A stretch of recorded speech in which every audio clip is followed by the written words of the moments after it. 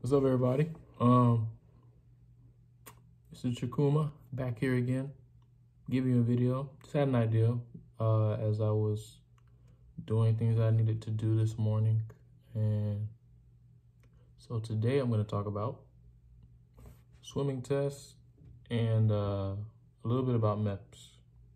Okay, let's get it. So let me tell you something. So there's two ways if you start to struggle and you start doing all this stuff that they're gonna get you out the water. In both ways, you just look, they just have you looking like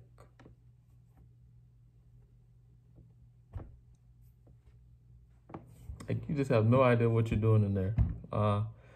So I went about 5 different times. So I experienced both ways. Okay, the first way is they will come in there and get you and bring you to the side of the pool so you then can grab onto it and get out.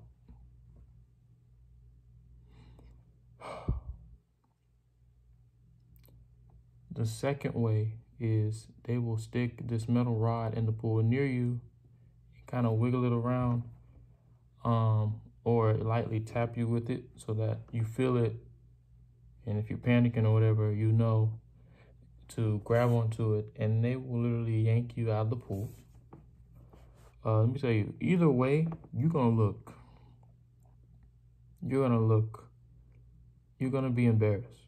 Even if you don't look that great, you're gonna be embarrassed. Like for me, I tried my hardest to get through.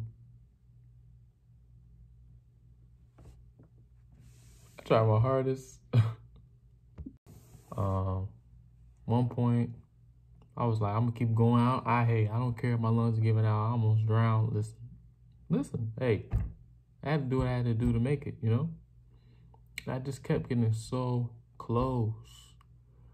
But yeah, being pulled out the water like that, on top of you not passing, that's not a good feeling.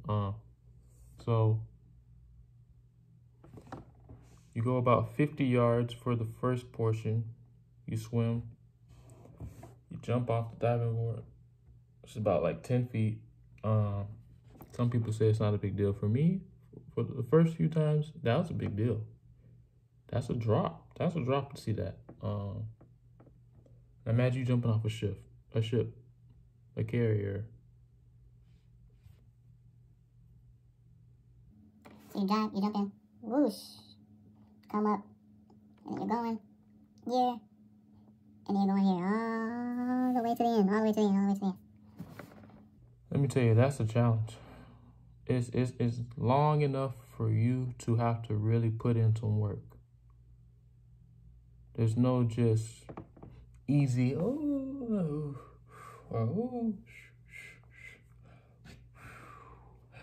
no.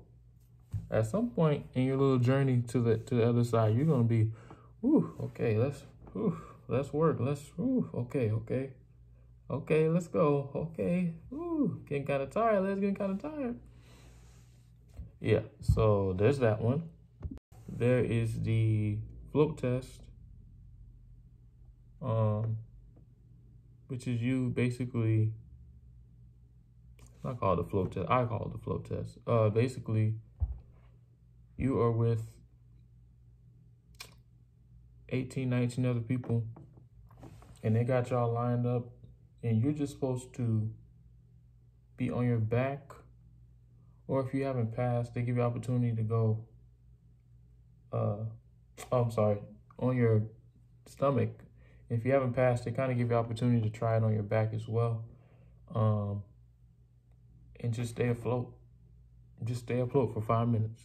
Be like, just stay afloat for 5 minutes? Man, I can do that. Okay, go ahead and stay afloat for 5 minutes when some guy's behind you, bumping into you, and then there's some girl next to you, panicking. She's reaching for Jesus, and you're not Jesus, but you're the closest thing to her. So now she's grabbing onto you. Now you're like, in the water, now you starting to get a little panic in your heart. You don't know what the time is. You think they're standing there going, 1 minute after lapse? No, not for this training evolution, no. So my best advice for that is to try to stay away from people. You feel somebody bumping you, you just immediately swim away. Just swim away. Swim away. Swim away. Don't let anybody mess up your vibes. Okay? That was me in my test. I ended up having to do it on my back. Every time I even got an inkling of a thought somebody was near me or someone tapped me up.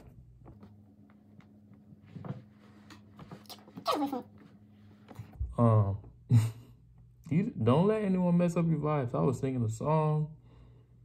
I was trying to breathe as much as I could. Just stay calm. Just stay calm. The last portion is called Abandoned Ship. That portion is dope. It's not meant for you to fail, but trust me, anybody can fail. Any of these, if you get nervous enough, you can even fail the last part. So definitely just do exactly what they tell you to do and you'll pass it no problem. If you jump in and panic, well, or you do like me and dive in wrong and go stomach face first in the water from your 10-foot jump, your brain might get a little confused for a second, you know? You might make some little mistakes, but you'll still be all right. Yeah, you'll still be all right. Another great tip I can give you is to understand that they say it's not that big a deal,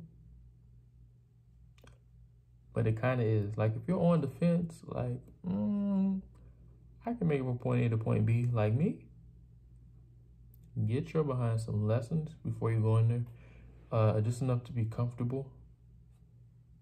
Because for one, if you're swimming freestyle or any other way other than backstroke, and they see that it's kind of tough for you, they're going to immediately tell you to get on your back, because that's kind of like the easiest way to swim, I guess, generally.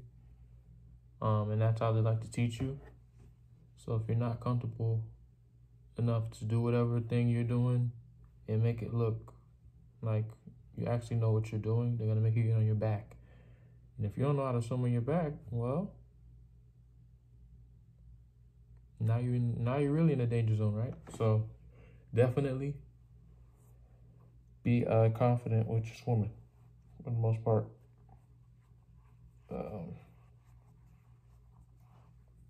Definitely know what you're doing with that, because if you don't, trust me, things will get pretty embarrassing pretty fast. Yeah. All right, so I'm on my third attempt. Yeah, because the fifth time I had to come back separately for the abandoned ship because there was just no more time left in the day and they sent everybody home. So the third time going into my fourth time, I had met this guy, really cool dude. He was kind of telling me about his journey a little bit in boot camp. He was much further ahead. He was way closer to getting out. And he talked, real cool guy. At one point, he showed me his hard card, which is kind of like your record of everything that you've done so far. Has notes that different petty officers and chiefs write about you. If you had an issue, good things. For each different certification or training you do, you get a stamp. They have that. They have that on there. Everything. That's you in a nutshell for basic training. So he showed me his, and he had every stamp except for the swim one. And he said, yeah, man, try your best to do it, because you could be in a situation where you have everything needing to go, but you just can't pass the swim. So you just be stuck. And that really scared me, because I thought at some point, hey, maybe they let you kind of slide. No, you're not sliding through. You're going to pass this test. We're going to be here till you pass.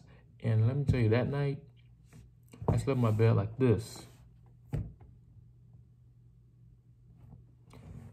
looking at the ceiling, like talking to God, thinking, just, I gotta, I gotta pass.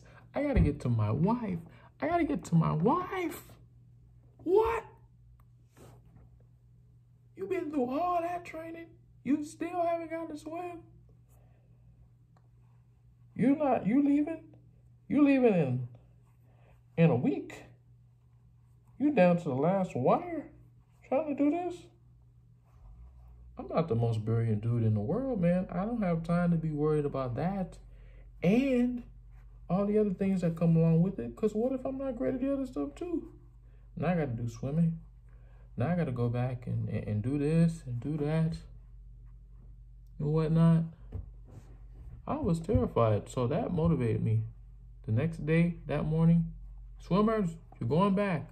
I said, all right, let's get it. And I went in there and I said, either I'm going to pass today or I'm just going to drown in the water. I'm just going to die. I'm just going to die. They say if you pass out, it's a training timeout. You'll learn about this when you get there. Just basically means stop, like emergency.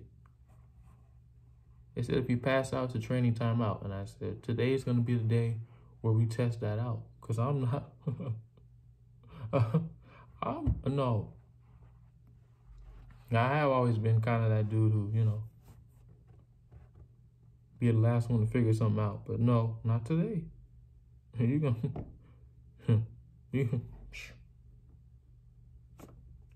have to drag me out the water. I'm either passing or I'm dying today. And I passed. So if I can do it, trust me, you can too. So that was the swimming portion. Love y'all.